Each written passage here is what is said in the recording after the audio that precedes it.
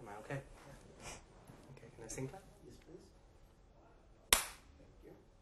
Hope it wasn't too loud. What was that for? Didn't come out. Try to clap loud but silent.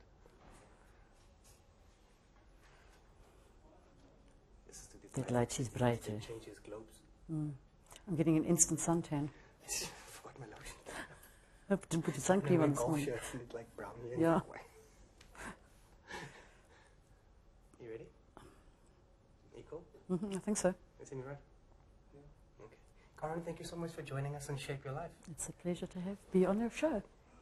In this period of South Africa, the 16 Days of Activism, it's about, creating awareness about the trauma that a lot of people, women especially and children, go through.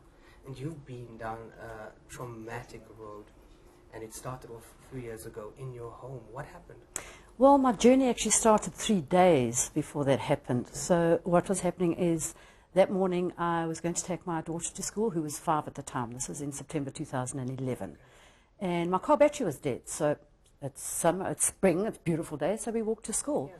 And I came home, obviously. I worked from home at the time. And at about 3:45, I still hadn't had my car battery fixed. So I went to go and fetch her. And I was busy on, we had, I think, SMSs or BlackBerry or whatever it was. Yeah, no. Yeah, BBM, there we go, no WhatsApp.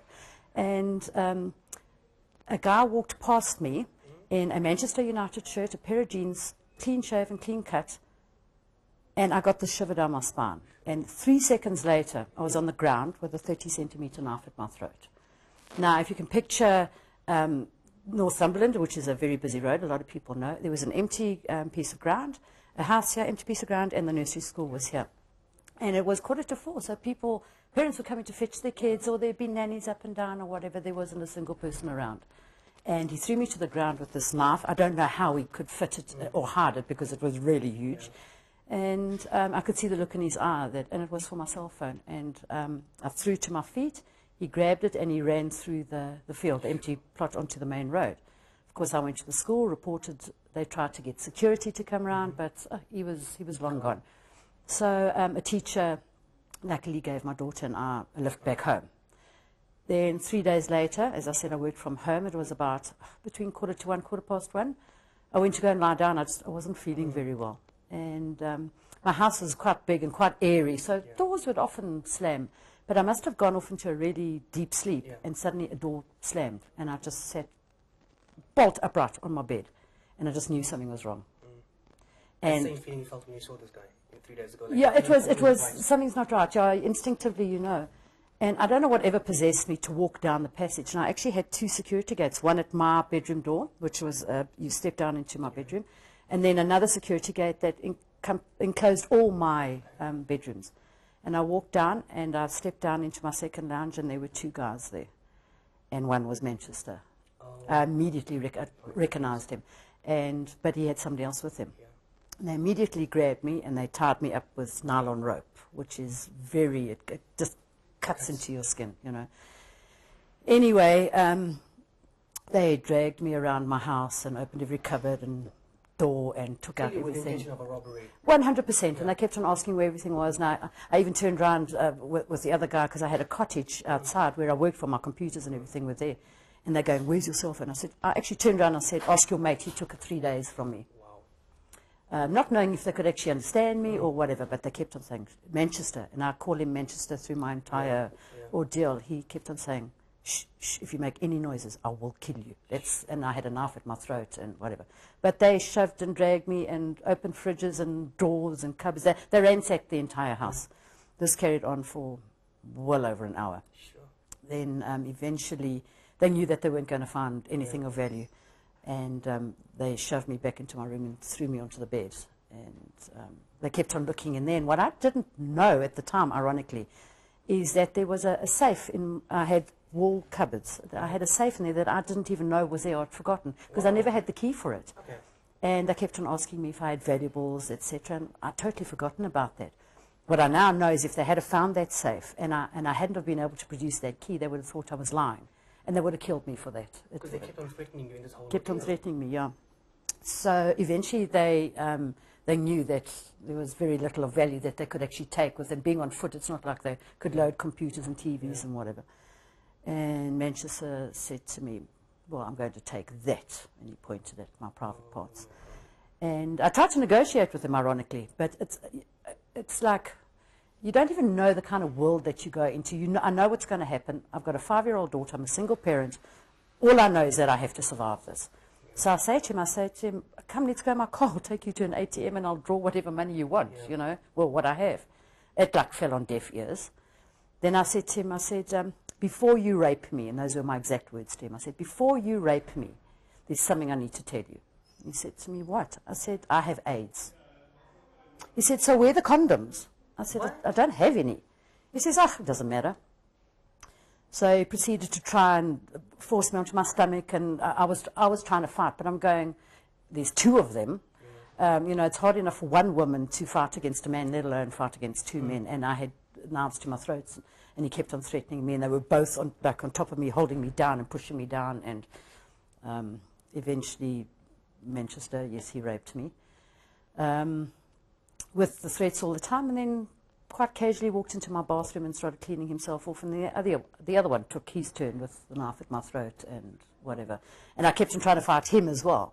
But all the while you go into this, it's like a daze. But I'll never forget, when I saw them in my home, I said to myself, you ain't going to get away with this. I don't know what it was, but from the moment I saw them in my home and the moment I recognized Manchester, I said, you're not going to get away with this. So that instinct, that inexpressible strength within you and that awareness, because the way you described him 3 days before that was to the detail. Yeah. And you could recognize him immediately. Immediately. And when they came into your home, you didn't know you would be raped, you know, possibly a robbery. But that instinct within you just kicked in and you said, you will be caught. 100%. You will be caught. And you mentioned also that you kept on thinking about your daughter. Yeah. I've never prayed so hard in my life, I don't think, was to survive, because I know that if she had been there, she would have been raped as well. And that, to me, is my silver lining, is that she wasn't there. So, yeah, I prayed really hard. But although you go into this other kind of world, I took in absolutely every single detail about them. Sure. Every detail. And people say to me, from their smell to the way they spoke, to any scars, to their facial expressions, to had they been near fire. It was weird. I didn't know how to do this, what to do, but I just did it, from every detail of how they were built to everything. But going through this horrific ordeal, I mean, I cannot fathom it. And 2 people there, there's knives, there's the threat of death, there's the worry of your daughter, there's the, you know, to survive it, you know, and for you still to be that aware of noticing all of these things. At some point, did you actually, although you're fighting physically, did you switch off mentally? Yeah, 100%. You do. Like I say, you go into a totally different dimension, but I was determined I was going to take in as much detail as I could. Because if I knew if I didn't, there's no ways that they would be caught. And my initial instinct was to say, you're not going to get away with this. I didn't know at that point in time they were going to rape me. I'm thinking just a house robbery. Yeah. But I was mad because in 3 days, Manchester had threatened my life. And now he's back again in my home with somebody else.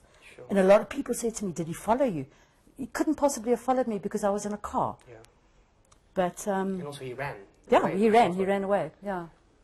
In that period, they didn't worry about condoms, they didn't worry about HIV/AIDS, they didn't worry about anything. No. It was just about that, clearly a power issue. 100% power. They had absolutely no empathy, Actually, after the rape, again, they kept on saying, have you got jewelry, this, that, and the other? And my daughter had little earrings up on a windowsill next to my bed, and it had now just struck me. My headboard of my bed comes down, and I had my late husband's, my wedding rings and things in there, which really was valuable, and watches and what have you. And I got up. I said, "Can I get up and show it?" So I had, and he was angry that I just had this. But all I wanted to do was be able to stand up, reset myself with my back against the board, in case they figured out that you could pull that board. And if they had found that, there would have been tickets for me again. That they would have killed me. So I sat back against the board, and I had it was a really thick, from when my daughter was a little baby blanket, but it was on the bed for some reason. And Manchester picked it up and he put it over me and said, "Go to sleep. Have a nap." After they both raped you? Yeah. I'm going, are you kidding me? Were they that callous? Yeah. And that unemotional and that couldn't care less? And I had started to get the rope, but which rope. is now cutting into me and I'm bleeding. And it started to come loose, but unfortunately he noticed it and he tied it back again, even harder this time. What happened then? Because clearly they took advantage in the highest form of you, violated you, and you're dealing with this emotionally, mentally, you're switching off, you're surviving, you're into survival mode. Yeah. Then cover you with a blanket. What then? Because they ransacked it, wanted more things. Yeah. So what happened then is, okay, I get covered with this blanket and they both walk up the stairs out of my... They're still going, so I can hear them opening and shutting and still going ballistic and talking amongst themselves. And I just sat and I listened until I could hear nothing else. And this is where I found where miracles can happen, because there was a... Where my house was here, my cottage was over here, and there was lawn in between, and there was a cat sitting. Now, this cat was almost sort of semi-wild, but she would come and visit every now and then. And I saw her on the lawn. I didn't see her at that point in time. When I heard that there was nothing else happening, I jumped up quickly and I closed the security gate right where my the steps of my lounge are. But then I started, your imagination works incredible. It's actually horrible. And I'm going, I'd never locked these security gates before. And I've taken the key out, but I'm going, what happens if the key on the other security gate fits this one? Yeah. Anyway, I get dressed, and the next thing I see the second guy, not Manchester, coming round and looking through the security gate. Then I saw him going round and round the house. Then he was trying to poke his head into my bedroom windows, but luckily there were burglar bars. I think it's the Spanish ones that are inside the window. Okay. So I'm in my bathroom en suite, and I'm against the bath, because and I can't breathe. All I can hear is my heartbeat in my ears. I could hear nothing else but that. My mouth was so dry, I couldn't have spoken if he paid me to. And I just saw him going round and round, and I'm going, what does he want now? Yeah. Maybe he's coming back for seconds. Maybe he can't find Manchester, and he thinks his buds come back and having more fun, and he's been locked out. Yeah. But and he's talking at the gate in his own language, and I don't know if he's trying to communicate with Manchester, certainly not with me, or what he's trying to say. Anyway, eventually I peep round and I see there's nothing more happening. Yeah. Then I see the cat on the lawn, and I'm going, if they were still around on the property, the cat wouldn't be there. So I unlock the gate, I bolt down my passage, out of my front door, across the lawn, and luckily there was, you know the walls that have got the slates? Yes, yes. There was one missing. I promise you, I just dived over that. I just literally dived over it. When screaming, the poor nanny next door, my next door neighbour, probably I must have given her the fright of her life. And I get in there and I tell her what's happened. I've got no phones now. Okay. I had a landline in my, but I wasn't about to go back into my house, you know.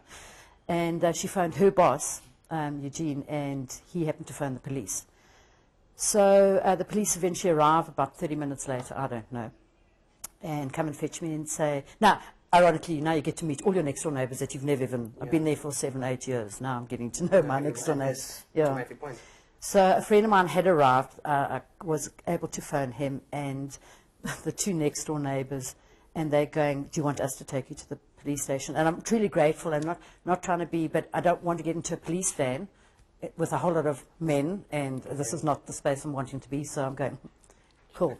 Dealing with this whole thing, and now you're meeting the neighbours and so forth, you know, there must be so much psychological trauma, post-traumatic stress disorder that you had to deal with. How did you deal with it post that?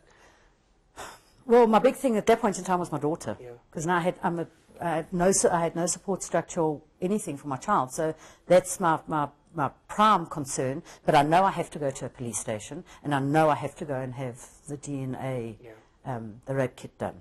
So we get to the police station, and I'm put into this tiny little room, and with women, and they just didn't care.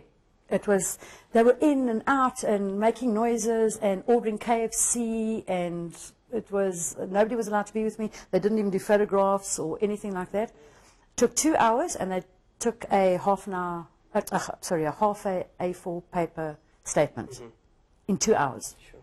Now, that would never stood up in a court of law. Yeah. There's nothing there.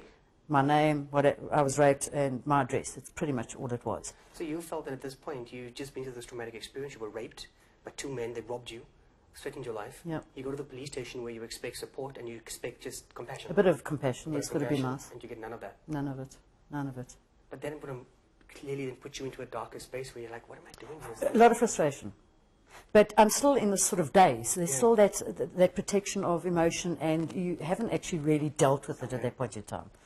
But I'm still determined. There's no ways. I mean, all you want to do is now get showered and clean, and you just, you know. So I then go. What I found out afterwards is that I was going to be taken off to, I think, a Hillbrow police station or something. They don't do the DNA rape kit. They don't have the facilities to do it. So that would have been a waste of time. And luckily a woman happened to intervene that was kind enough through my maid, and we're still friends to this day, knows that Olivedale Clinic does it, and insisted, because I don't know what's going on at this point in time. Yeah. Assigned an investigator officer, and he's a 6'4" black gentleman, male. And we say, we'll meet you at the police station. This friend of mine, Jimmy, takes me to the station, to the hospital, and we spend half an hour trying to find him. But in the meantime, Jimmy's sister had also come. And we were standing outside, and she said, "Hi, my name's Leslie." And I thought she was joking with me. I thought, I've known her for years. I was so traumatized by it, she didn't recognize me. My goodness. But, Are you serious? and I thought she was joking. I'm going, "Seriously, Leslie, is this some kind of sick joke?" She went, "I'm so sorry." Because that's Obvious- exactly how you looked at that point, Yeah. and totally out. And I obviously didn't realize this. So you got support from strangers, and literally Yes. people that you would just associate with, rather than from the structures that were there to let you feel safe. Yeah. Your daughter and yourself here afterwards, how did you manage to, we're sitting in 2016, to face that, deal with it? Are you still dealing with it? No, okay, so it took 2 years, but I caught my rapists. Unfortunately, the police almost let them go twice, both of them. So I decided to stand up and speak out, and I threw my toys, big time, and had certain things done and changed, and I made prosecutors chopped and changed, documents went missing. The investigating officer that was dealing with my case did such an incompetent job. I had him chucked off my case, and another investigating officer assigned to it, who eventually did a 6-page statement with every bit of detail. And I fought my case for 2 years with the system, and the investigating officer and the prosecutor are still friends to this day, because we needed to work as a team. Because unfortunately the judicial system wasn't on my side in terms of things getting done. So we needed to interpreters, stenographers, machines, things went wrong, documents went missing. So I made friends with my key witnesses and my investigating officer and my prosecutor. And together we actually put them behind bars. But it was quite tough because I was a single state witness. So it's my word against theirs. And I had to prove that this wasn't consensual. It wasn't, I said, pull in guys and let's have a party. And then there's mistaken identities, a massive thing that can go wrong when you're the only person. And I fought every boundary, everything that I was told I couldn't do or wasn't allowed to do, I did exactly the opposite. So I believe in, go with your gut feel. And yes, their sentencing was, Sabanya was 40 years, and Philip Mabasu, who I called Manchester, got 59 years. Wow. Your strength and your resolve led to that fighting spirit, because you refused to let them claim ownership of your soul and who you were. That's what it sounds like to me in your story. And I think it's beyond just a story, because you get the fairy tales and you get those stories that hit home. And me sitting here as a man of South Africa and the world, it's embarrassing that this would be what the men would do to the mothers of the nation, to mothers, to women. And your strength is priceless. Thank you. And that is something that I believe each and every one of us need to identify within us. And the fact that you are standing today, you are a phenomenally positive person. You've taken this darkest hour, a couple of hours of your life, and you flipped it around to help others. And I'm sure that there are lots of women out there that are rallied by your resolve to fight the system, to fight the scourge. And I think in these 16 days of activism, what would your message be to the women of the nation when it comes to the fact of, you have a choice of being a victim, you have a choice of being of a those survivor. things. What is your advice to them? So my advice would be, number one, never ever blame yourself. Never ever, I don't care what the circumstances are, who that person is, never ever blame yourself. Number two, never ever give up. And believe in what you know is right. Yeah. Never give up. Fight it. Sometimes it's really hard. In those 2 years, I sometimes wanted to throw in the towel. But at the end of the day, if you believe in what you're doing, and I will say that if it hadn't been for God, I wouldn't have been there. I think He guided me in the things that I needed to learn what to do, to be able to impart information to other people that I never knew. I'd never been in this situation before, fighting, the police and the hospitals and the court systems and, the legal side of it, etc., what was needed. I was definitely guided. Sure. And now you are guiding others by their side. And I have no doubt that this would inspire so many women to have the strength to let them realize that, you're dealing with the scourge, and the scourge is within men of the country because they're doing this to the women and the children of our nation. And it's time we have to put it to a stop. 100%. And from me personally as well, coming down a particular journey and so forth, can relate to it. And to the men out there, my message to them, enough is enough. And to the women out there, we love you, we care for you, we admire you, and I wish you all the best moving forward, and may your light continue to shine, because it has just shined on me, our crew, and our team, and it will shine on the nation. Thank you, Ronald. Thank you for joining us, sharing your story, and I can't wait to chat to you further at some other point, and to the woman who you've impacted in a positive way. It would be my pleasure. Cool.